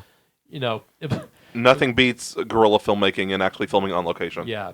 And people even were in actually 26-degree weather. people were passing out on Yeah. certain days, but and I'm not saying that that's Good. you should. I'm not saying that that's a good thing, but it proves the level of dedication that people are willing to go under to create something this good. Yes, and yeah. something this big, and it just made me even more mad at Tyler Perry because that AI video generator thing that has been making news. Tyler Perry actually went out and talked about it. He was like, instead of putting all this money into actually building out my studio and making these bigger movies with better production value, I think I'm just going to use this AI service and just forget all about all that. So stupid. oh He no! actually said that. You can look it up. I believe It's it. I insane, believe dude. it. He was saying stupid shit. People like that will fall and die in this business. Can the film People community cancel Tyler Perry now? Please, Dude, please. he's a horrible filmmaker. I'm not just saying that because I don't like Medea. Because I'm sure Tyler Perry's a nice guy, but God, he sucks at making fucking movies. Oh no, I've heard some bad things from sets of his stuff, so I'm not entirely sold on that one. I'm not gonna say anything, but I lost respect for him whenever he did. I can't remember exactly what it was, but it was him and Kenneth Copeland. Not to get into that conversation. Sure I didn't hear about that. Yeah, and Matt, you wanna check the percentage on the recording? It's good. Okay, that's I was good. at 90%. Okay, Nice. okay. But yeah, I was looking at Matthew and I was speechless. I didn't say a word until when we got in the car, and then that's what I said to him, that I'm done. And the only movie that also made me speechless was Spider-Man Across the Spider-Verse. Yeah. Like, I swear, it was absolutely Another just part 2. It was insane. I couldn't believe how incredible this movie was. Like, I knew it was going to be great, but I was just like, oh my gosh, man! Like, you're not only like you already are not just the next great director, but he just keeps getting on top of his game. And I'm going to go on a rant. If this does not get nominated for Best Picture or any other visuals, it will. The first one got nominated for Best Picture. Yeah, the first one it was better win for Best Picture. It could. It better. Honestly, at if this it point, doesn't, potential. I'm going on a rant for that. I Well, swear. I don't know if you remember. I mean, a lot of people compare this to the Lord of the Rings. You know, Lord of the Rings was a Oscar favorite when they came out. Right, Return yeah. of the King won Best Picture and cleaned up at the Oscars. Right. I feel like this movie has the potential to win all that shit. This And might- It it freaking should. better. This might be like Oppenheimer last year and get 11 Oscar nominations. Yeah, it should. I think the last And one got Dune, 9. Yeah, Dune Part 1 got a ton of Oscar love. It was definitely not ignored. Yeah, I No, think no. the first one got 9 nominations and 6 wins. Yeah. Deserved. Obviously, this is going to win Best Visual Effects. It has to. Oh, yeah. The cinematography in this, I mean, Denis Villeneuve has worked with some of the best cinematographers working today because, worked with Roger Deakins on Blade Runner, Prisoners, all that. The cinematographer who did this also did the Batman. Yeah, And Rogue One. Greg Fraser, he should be up there with Roger Deakins as the best cinematographer working. And Hoyt Van Interstellar dude. Yeah. Those three. I think those three all should be in the same playing field. Greg Fraser has impressed me so much. I mean, he's shot Rogue One and of course the Batman and I want to both rewatch those Let two Me In. movies. Yeah. This dude is really. I mean, he's shown. The Batman looked incredible. Dune, of course, looked incredible. This is on a whole another level of cinematography with Yeah, this. no, absolutely. That black and white scene. Like, I was just thinking, dude, how do you keep doing this? Like, Yeah, this is not fair. And Austin Butler, that was an unbelievable performance as playing as the villain. He was so scary to look at. Like, okay, that is not Elvis. That is another character that you're doing. Dude. I never once looked at him in this movie and ever, had even his voice. I was like, because obviously we don't hear him talk until like halfway through the movie, Right. so I'm just waiting. And when he first opens his mouth, I was like, oh, what's he gonna sound like? What's he gonna sound? You're just like? waiting here. Thank you very much. Yeah, Exactly. yeah. And No. Matthew told me in my ear, that's the guy who played Elvis. I was like, okay, this is interesting. And then when he said that, I was just thinking, what? Dude, you are incredible. Like, I hope that's enough for him to get like supporting actor nomination. I hope it's enough because I love him as the villain. He was so good in this I want movie. Rebecca Ferguson to get Best Supporting Oh Actress. yeah, Totally. She did great. and she was great in the first movie too. This elevated to a whole Yeah, other oh level. No, my God. absolutely. She creeped me out in so Yes. many scenes in this. Like, good God. This is easily her best performance. Yes, I would say so. Either yeah. this I'd say either this or I love her in Doctor Sleep. I've not seen that yet. She's terrifying in Doctor Sleep as Rose the Hat. Do you have Apple TV? I do not. If you get like a free trial or something, watch the show Silo. She's the lead Yeah, actress I've in heard that. a lot of great things about it. Yeah, Silo was incredible. I I have a crush on Rebecca Ferguson. I'm not gonna I do lie. too. She's so goddamn gorgeous. Have you seen like what she was? One of her outfits and her makeup on one of the premieres of this. Yeah. Oh my god, dude. But yeah, I mean, everything about the performance, I mean, everybody was just so great. Even the lead character was phenomenal. Yeah, Timothy Chalamet did a lot better than Yeah. him. Yeah. That might be his best performance yet. No, Yes. I'd say so. From what I've seen, at least. I can understand why people might not have liked Timothy for up until maybe this or Wonka, because he was I've always loved him. I've always seen how great he was, even when some others didn't. And everyone was kind of like, everyone was talking shit about that Wonka movie before it came out. Everyone was, but because everyone was like, you're gonna put the Dune kid as that as the precursor to Gene Wilder? Are you kidding me? And then people actually went to see it. And I was like, he actually can pull it off. He has incredible range, and I thought he was outstanding as Wonka. I agree. He was great. No, I still need to see it. I've heard good things about it. The trailers turned a lot of people off from it. I think, but actually, when the movie came out, I think everyone was like, "Oh, this movie's actually great." Well, I think it's actually about to come out on Max. So I've been kind of waiting for that. It's still doing well in theaters, actually. It's because Aquaman just hit Max. I think it's the highest grossing movie in the Wonka franchise. Oh yeah, it probably is. That's not a big surprise. Yeah, I mean, because Timothy, I thought he was great in the first movie, and I think that this movie and the story that they gave him in this, brought out more of those layers that were hidden in the first movie. And I think now that you guys have seen this movie, and we pretty much all agree that this movie is a masterpiece. Yes, yeah. That's what I was going to say. 100%. Masterpiece. Are you guys going to rewatch Dune Part 1 after seeing this?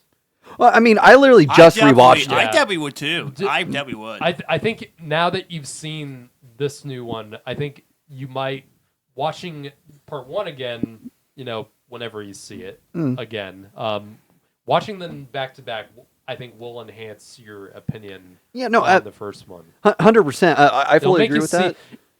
Seeing, the levels of complication in the character of Paul Atreides and, Rebecca Ferguson's character, Lady Jessica, and even Chani, Zendaya's character. Really, this movie just fleshed them out so much more, in ways that you aren't expecting but feel earned. Also, sorry, I just wanted to interject for a second. Go ahead.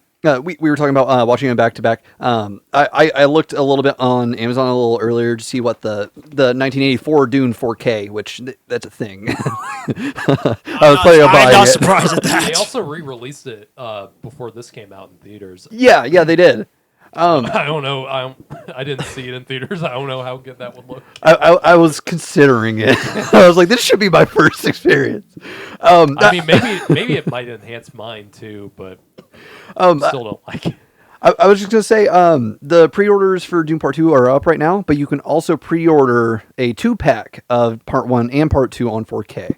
Yep. I might end up doing that. I'm going to see. I'm going to look more into detail, see if they've set up like a streamlined way to watch it.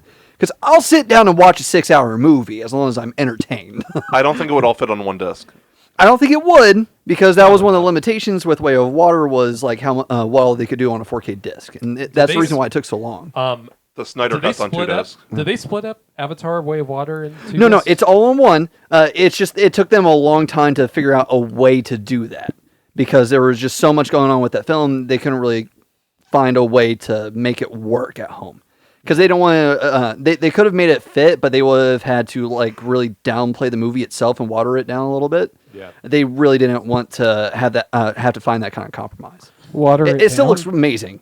That's how I saw Avatar: Way of Water twice in that giant State Museum theater when that came out, because they played in the high frame rate which did fuck with my eyes a lot afterwards because I not only am I seeing this in 3D, but they're going back and forth between the 24 frames per second, which is the normal, frame rate for movies. Yeah. And also, like, into the next shot, like, a super fast frame rate, 120. Like, it goes back. Like, I get headaches, and that would have given me a migraine. Yeah, I mean, I think it was worth it because it looked spectacular. I think if there's a way for James Cameron, because I know how, because I have a camera like a Blackmagic, I know, and having shot so many things, I know how heavy high frame rate video is. How heavy, like, the data storage it would take to store all that high frame rate footage. I'm sure James Cameron will find a way to just shoot all of the rest of the Avatar sequels in that high frame rate, just so it's not like people like us, which, that will fuck with their eyes and their head. Yeah. I just wish, I think James Cameron is innovative enough. He's brilliant enough. I think he can find a way to just find a way to condense an entire, like, let's say Avatar 3 is like 4 hours. Yeah. I'm sure he'll find a way to condense 120 frames per second of that entire movie in a way that won't destroy and set fire to the projector. Yeah. Do you have any other thoughts, John, or should I? It's just one of the greatest movie experiences I had. It was Same for me. so good. Oh my gosh, I can't wait to watch it again. Yep. Definitely a day one Blu-ray purchase for me. Yeah. Totally. Okay. I'm gonna pre-order as soon as we're done recording. Cinematography was great. Definite standout of the movie. I really like the Harkonnen trooper outfits. Yeah. They look terrifying. Yeah. Like, that put... Dylan, I know you love Star Wars. Those put Stormtrooper outfits to shame. Like, that looks terrifying. Actually, I had an immediate thought of what that was to me. They're not a 1-for-1 because the Jadoon are a little different. But I'm a Doctor Who fan. Yeah. And there's a race of, like, amazing warriors / hunters called the Jadoon. I'm pretty sure. They're like rhinoceros people. But they have, like, the same bulk. They have the same, like, armor kind of plating. It's Doctor Who logic. Yeah. But it's the same kind of profile. It's the same kind of overall design. The only really difference is that it was like the Jadoon have like a very hard plate helmet. Meanwhile, the Harkonnens had this really nice, sleek glass panel that where it was. I liked it. I think that it really played into the style. I don't know if it was the color grade with, like, the sand, but, like, those suits look terrifying. Yeah. Like, it looked very threatening. Acting was great. I definitely think Rebecca Ferguson deserves Best Supporting Actress. I really hope this does win Best Picture, because I believe it will be the first sci-fi movie to ever win Best Picture. Yeah, that'd be amazing. And it shows, like, because a lot of genre films are not recognized at the Oscars. I think that's changing. It is. Especially recently. And by genre, I don't just mean sci-fi. I mean, like, sci-fi, horror, and superhero. Yeah. Yeah. It's definitely changing up a little bit. Let's see Terrifier 3 get nominated. Man, that'd be please. crazy. That'd be crazy. I don't think it'll happen, but... No. I mean, the fact that Terrifier 2 already qualified and they had to sit through it, that was satisfying enough. I think the last horror movie to even get nominated for anything was Get Out. Yeah, it was Get Out. Get out of here. Yeah. I love Get Out. Yes, I really do. No. Hereditary should have been fucking nominated for 15 of those fucking categories. I'm just... Academy, you fucked up with that. Hereditary. Seriously. I'm trying to think of anything else, because everything's been said. Like, we've had a really productive conversation about this. I'm very curious as to what your hot take of this is. Yeah. Yeah. Tease me with it the other night. I've been excited for this one. Let's hear it. Yeah, I don't think I really have anything else to say except for the hot take. Like, everything else has been said. Yeah, it's an incredible movie. The hot take. So, Proceed. I need to watch it repeatedly. Well, not repeatedly. I need to watch it a few more times upon repeat watches. It might beat out Man of Steel at number 3, Dark Knight at number 2, And Wonder Woman at number 1. Oh my It might pass Wonder Woman as my favorite movie of all time. Really? That would be a huge Oh, upset. I know Holy you shit. love that movie. Yeah. But it wouldn't be Dune Part 2. It would be, I'm counting it as one long movie. Yeah, no, the entire conjunction piece. Yes. Holy mackerel, Matthew! Yeah. Wow, Oh my God. that's like Crash winning Best Picture over Brokeback Mountain. At least that's what I heard. It was a huge upset. That's what I heard. I never seen any of those two movies, That was but one of the most bullshit moments of Oscar history ever. we're gonna have to do an Oscar rant part 2 or something like that. I want to re-record last week's episode that we canceled, If, or 2 weeks ago that we canceled. If this won't happen, I'm sure it won't. But next week when they have the Oscars, if because I really liked most of pretty much all the nominees for Best Picture. I think it's a really solid list. The only one I liked. I don't know if you guys saw this Maestro, the Bradley Cooper. Oh one. yeah, Definitely I heard haven't of seen it. it, but I've gotten pretty good It's- recommendations about it. It's not great, but I think it's good. I think it's a good movie. I just don't think it's great. Yeah, that seems a consensus. If that was to beat out Oppenheimer for Best Picture, Or Killers of the Flower Moon. No way. No way. that would be Yeah, bullshit. Yeah, I It was. won't happen. I would say this real quickly, and I already said it in my Oscar predictions, and I'm pretty sure fans will be upset about the whole Barbie thing. I just don't think it was Best Picture material. I'm sorry. I personally think that Spider-Man Across the Spider-Verse is better. I thought Mission Impossible: Dead Reckoning was better I was than that stunned. movie. I was stunned when Across the Spider-Verse didn't get nominated for Best Yeah. Yeah, I was mad. I was just like, you gotta be kidding me, Academy. I genuinely thought, because only a handful of animated movies have been nominated for Best Picture. Yeah. I think the 3 are Beauty and the Beast, Up, and Toy Story 3. Yep, those are the only 3 animated films. I honestly did think that Across the Spider-Verse was good enough. I think it should have been the 4th one, but That reminds me, John. it's gonna win Best Animated. Yeah. How can you nominate Barbie for Best Picture and you don't nominate that director for Barbie? Oh, That is or so fucking- weird. That's or what you pissed me off nominate about it. Ryan Gosling and not nominate Margot Robbie. Right. That They is missed the so whole point of Fuck the off movie. with that. Bullshit. Good night. I do have a hot take for you, John, that will piss you off. No. We don't need another of those. I don't need another one. Paul, don't fuck with them. No, please Not don't. right now. I'll save it for after the podcast. Yeah, wait for off the air. I'd rather not want to hear it at all. I just want to go silently and say we all agree that we all love this movie and not hear any more hot takes. Yeah, definite 5 out of 5. Like, if it could go higher, I would. Yeah, this is a 5 out of 5. I think this is gonna end up being one of the not just best movies of the year, if not the best movie of the year. It will definitely. Highlight of the decade.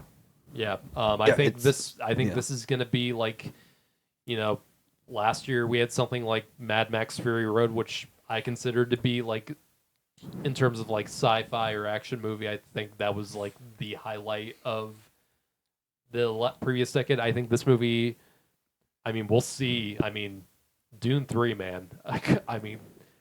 It's got to be huge. How much higher can they get? Yeah. Exactly. I think they can really take this all the way to the moon. Yeah. Which I forgot to It'll be mention, my insane. most anticipated films of the year, like, they're screwed. Like, they are so screwed. have- The movies I'm excited for. Yeah. This movie was just outstanding in every way. This is going to be the movie that you absolutely have to see in a theater this year. Don't wait for this. Don't wait for this to come out at home. Don't wait for this to just stream this. See it on the biggest screen See possible. see it on the biggest screen with the best sound. Yeah, as enhanced as possible. Yeah. It really is worth it. Yeah, definitely do the theatrical experience. And when it does come to home, make sure to get the disc. Don't do streaming. Discs are better quality. Yep. Yeah. Yeah. Also, fuck digital only. Mm, Yeah. Yeah. The one thing we didn't talk about, and we'll get to your guys' final grades. Sure. Christopher Walken, just being. Oh, yeah. being Yeah. a fucking goat, man. Yeah. No. Just. Dadgummit, I forgot. and We forgot to talk great- about he's him. Great. Crap. I feel- He's great in this movie. He's not. He's obviously not the standard Walken. He's one of the celebrities that whenever he's brought into conversation. I always gotta bring my walking into it. That was one of my worst takes on walking. I can usually do better than that. One of the better ones that I've heard. Ladies and gentlemen, Foo Fighters. I actually like that. That's good. I mean, everyone does that. Foo Fighters. I'm not even going to try. No, Christopher Walken is just a gem in general, and he's not in the movie that much. It's but very sparingly. His presence is definitely felt, especially in the ending. Yeah. He has a great scene with Timothy at the end. Your father was a weak man. I felt like that ending was so powerful. Yeah, after with the fight. Zendaya walking off, and the way with the abrupt cut to the credits, that was just insane. It was. with what they ended. That got us more excited for part 3. Oh my god, dude! Well, I mean, it felt like a to be continued.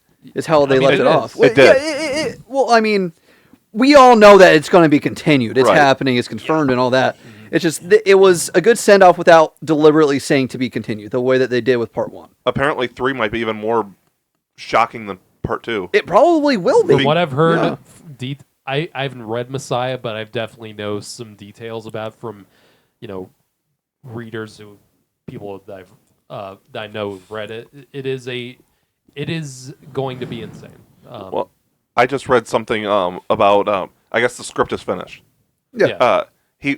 Denis walked into Hans Zimmer's office, didn't say a word, just laid the script down and walked out. Hans Zimmer just. I'll take it. Oh, shoot! I forgot to talk about Hans Zimmer's score. It's phenomenal. I mean, I loved it. It's Hans Zimmer. Yeah. exactly. He's the GOAT, guys. He This is was the his best composer score. GOAT. I can't. Interstellar's my favorite Hans Zimmer score. Yeah. I'm not a fan of Interstellar. Really? Yeah, he's not. Man, I'm not. I mean, but that goddamn organ though that he had. church organ? Yeah. Hans Zimmer is my favorite composer. Yes. I love John Williams too. Absolutely. Yeah, you can't. He talk is about great film too, code. yes. But personal taste, Hans Zimmer is my favorite. Yeah.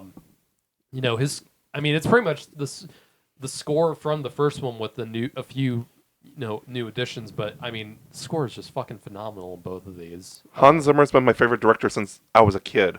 My favorite Composer. Composer. composer. I don't know why I said director. Yeah. Pretty sure- You got the soundtrack of Hans Zimmer live. Yeah, well, I have that, but my favorite movie growing up was The Lion King. Hated that. The Dark Knight, and now Dune. Like every part of my life, he's been a major part. I'm glad. He's done music for movies that you wouldn't even assume he'd be a part of. Right. Yeah. If there's a DVD of Hans Zimmer live, I want to buy it. He also did the music for Amazing Spider-Man 2. Yeah. Yeah. I personally love that movie. I think it's good. I don't It's like the movie, but I actually do like Hans Zimmer's music. The score is sick. The score is good for that, and it just comparing Hans Zimmer has such a unique range. Yes, you have a lot of people associate Hans Zimmer with this kind of music, the bombastic, the huge, the huge percussion, Inception, boom. But Hans Zimmer has such great range. He's not just great at these big epic movies. He's also great with smaller movies. Even like he did the music for Rain Man. That was one of his first shots at film composing. So which was part of that was actually filmed here in Indiana. Yeah. 5 out of 10. 5 out of 10. wow, pretty low. No. Mid. 5 out of 5. Not as good as Madam Web, but close. Amen. Let's go. Oh, that's Man, funny. you guys should have had me on your talk for Madam Web. I still have not talked enough shit about that movie. Oh God. But yeah, 10 is not enough for me. I want to give this movie score higher than 10 for Dune Part 2. Go out of It is 100. that phenomenal, huh? Go out of 100. You know what? 5 out of 100. Uh, 5%. Yeah. Okay. Yeah. You know what? But you know what? Good as Pluto Nash, but Yeah. You know what? Screw it. 100 out of 100. I'll do it. I love that movie that much. I mean, Dune Part 2 is so good. Like, I'm giving it 100 now. Like, I can even get 100 out of 10 if I wanted to. That's how much I love this movie. So You're there you keeping it go. 100. Shut up, Matthew. Finish it. All right, anyway, Dylan, go ahead. Speaking of things that we never talked about, we also never talked about Florence Pugh. We she's haven't mentioned great. her She's once. Great in this. Just that, and she's another person who's not in it long is Lea Seydoux. Yes. That one scene, man, with her and Austin Butler. I was feeling things. Yeah, yeah. I mean, that was one of the most seductive things I've seen in a movie in a long time. And She was my favorite part of Spectre. And just the next time you see her, just instantly like, I already bear his seed. Or Yeah, something like that. seed captured. Yeah. Yes. Yep. Yes. Yeah. No, Florence Pugh, like Walken, she's not in the movie like a ton, but she does have a great presence, and the movie actually does open with her, and she's also a way to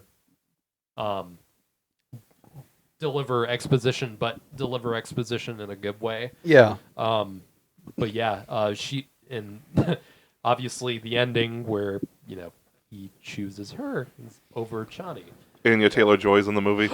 Yeah, that was. That shocked the shit out of me. I hadn't heard anything about her being being part of it. Bouncing around for a long time that she was in it, and she was already at premieres. I was just curious how, and it turns out that the line she has in the movie is actually in the trailer. When she says, "You are not prepared for what is to come." Yeah. And I'm really curious to see who she is, because she just pops up in a. She's the sister. Paul's daughter, yeah. Or not daughter, sister. Oh. The Yeah. unborn sister. Dawn. Right. Yeah, it's just her grown Right, up. Okay. That makes sense. The other thing I forgot to mention was Denis is quickly becoming my second favorite director behind Nolan. Mm-hmm. Yeah. I've been. I think now everyone is saying Villeneuve is one of the best directors. I've been saying that since fucking Blade Runner.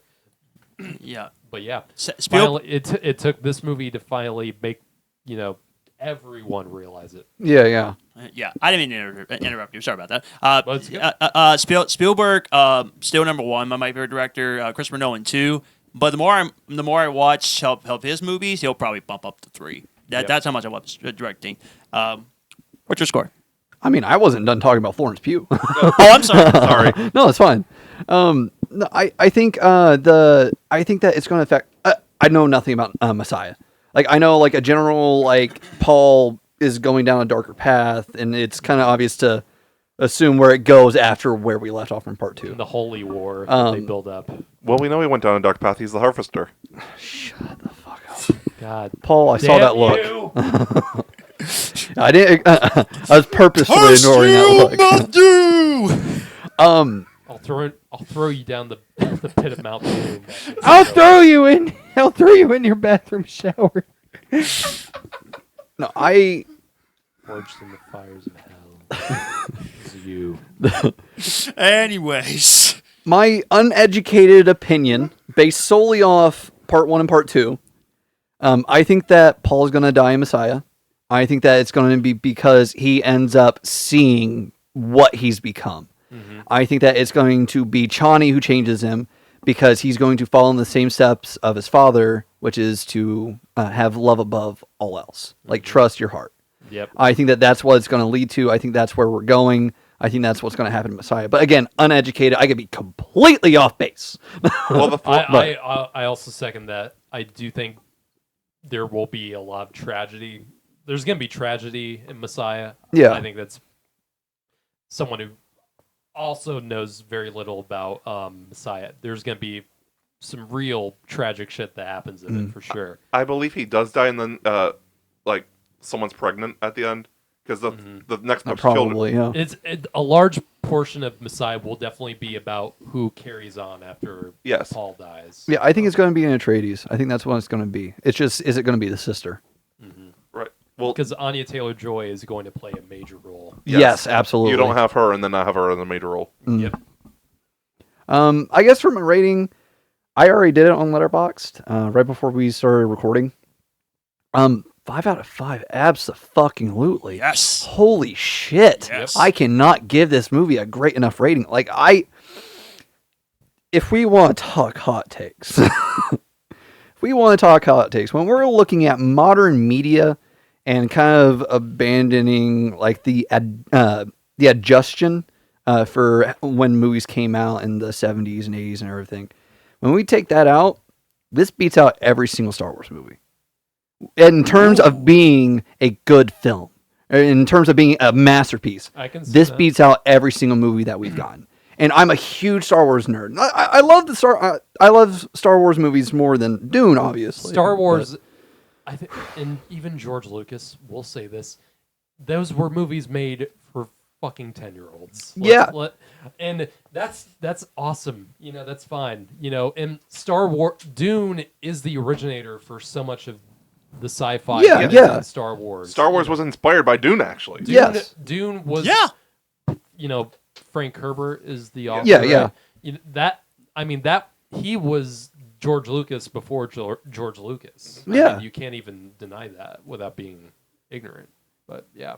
Yeah, I know that there's a lot of Star Wars nerds out there that are going to be like, oh, it's not. No, it is. Factually, it is. I'm sorry. I fucking love Star Wars. I'll defend Star Wars to the end of the earth. But man, Part 2 blows it out of the fucking water. And combining Part 1 and Part 2, no fucking chance. I'm sorry, you can't combine anything of Star Wars, not even the entire Skywalker saga, and it compared to this. It's fucking amazing. Might be. I might love this more than Star Wars: The Force Awakens, and I love it that much. I think this beats out every Star Wars movie and Star Trek. Yeah. I won't say that about Star Trek because I feel like that's a different venue than something like this. Okay. But, yeah, this is more fantasy. Yeah, Star Trek is more science. Yeah.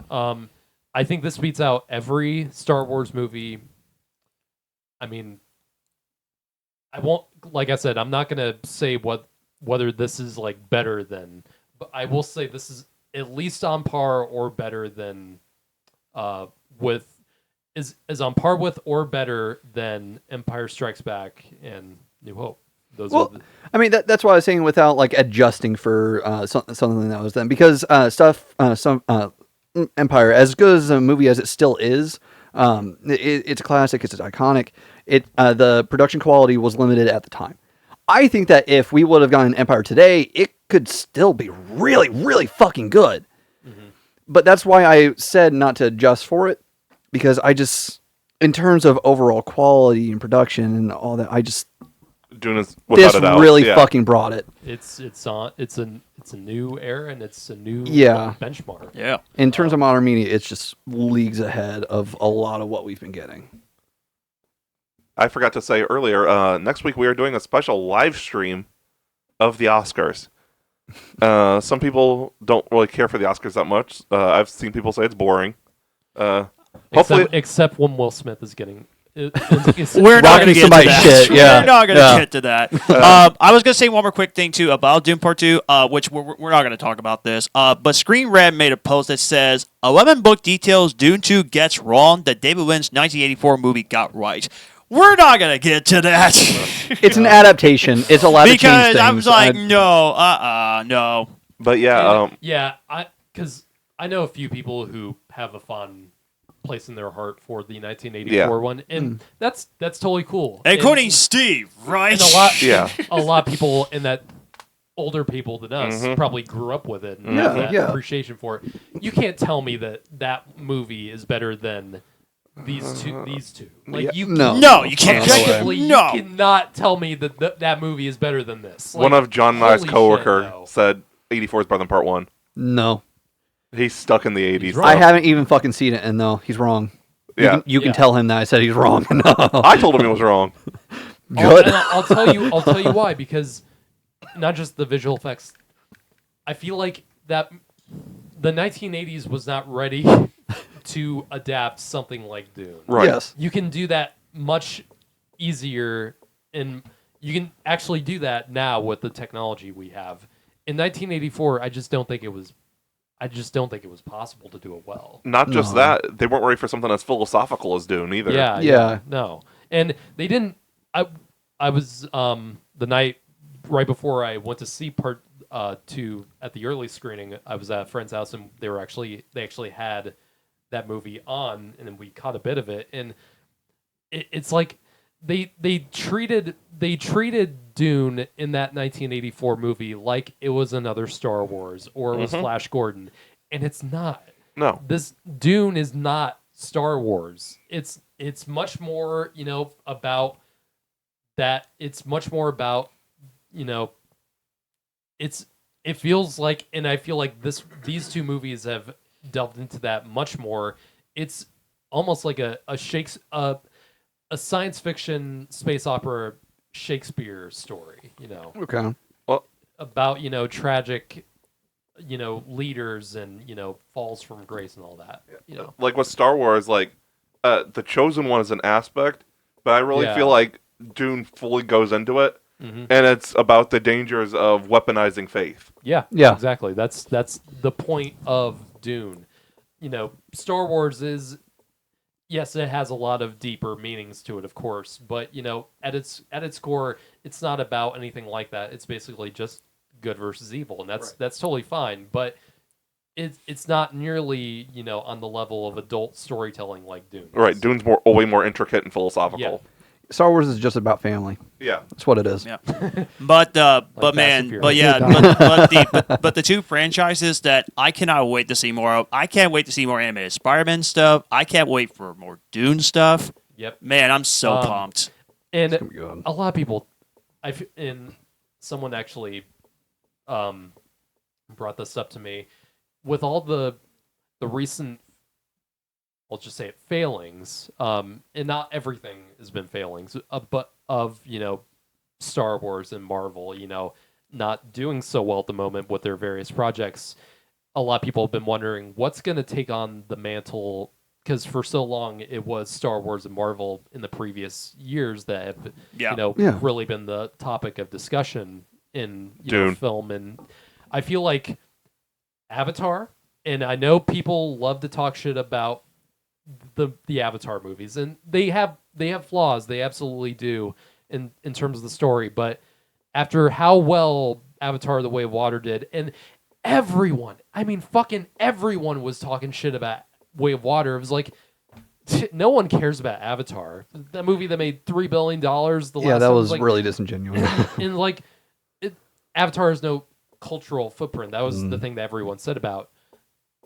After the movie comes out, nearly makes more than $2 billion. Yeah. Like, you can't tell me that is true anymore.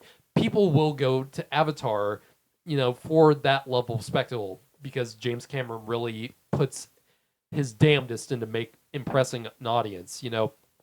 I feel like the two franchises that will take the mantle of Star Wars and Marvel, after their time, I think is pretty much gonna, come. I think every franchise does. I think Dune and Avatar are gonna take that place. I definitely don't think Marvel's going to end, but I do feel it's going to dwindle in popularity. Yeah, it's not gonna be Infinity War or Endgame Ever again. No. Those two were the peak. You cannot reach that again. I'm sorry, Secret Wars. I mean, it's gonna be big, sure, but They really had to change up their slate if they want to achieve that that. level of. People got so emotional in Infinity War and Endgame. People were on their damn knees for those two movies. Yes. You're not gonna have that. I don't feel you're not gonna have that level of care again. The only movie that was on that level after that was No Way Home. But you already had that for the previous Spider-Man movies. Right. That was what it was really about. Right, that was the nostalgia. It wasn't about the MCU. It was about all the Spider-Man movies. Right. Yeah. That was at that level. Yeah. But the only good quality, top-notch quality since then have been Guardians 3, Shang-Chi. And that was that Guardians 3 was, that was the ending. Saying goodbye to the Guardians that we know, that we've gotten so close to. The only other ones were Shang-Chi and Wakanda Forever. Yeah. And we haven't even fucking seen Shang-Chi or heard anything about him in 3 years. Yeah. We're supposed to be getting a sequel for before the next Avengers movie, but that's all we really know. No one's talking about it. Yeah. No one. And I feel like that's one of the best MCU movies. Yeah. Recently, I think it has some problems, but I thoroughly enjoyed it. Why aren't they leaning more into that? Yeah. But yeah, like I was saying, we live streaming the Oscars next week, so hopefully you guys will enjoy our reactions. Yep. I might be joining you guys. I'll just have to, because every year, the Oscars it's a family event for me, or with friends and stuff. But depending on what I do, I might be around for that. Okay, cool. It'll be fun. All right. So yeah. We thank you guys for joining this episode. We will see you back next week. Take care. And go see Dune Part 2, please. Oh, Dylan forgot something. I was going to say, make sure to like, comment, subscribe, leave your feedback. Make sure to rate us everywhere. If you aren't watching our regular episodes, please check out our regular episodes as well, because I think that we're going to get more Dune lovers than concurrent fans on this episode. We hope so. Please make sure to check us out everywhere. If you haven't watched our content before now, it's rocky up to this point, but there are changes that are being made.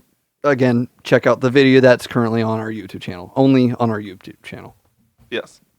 Thank you and have a good night. Thank you. God bless you. See ya. We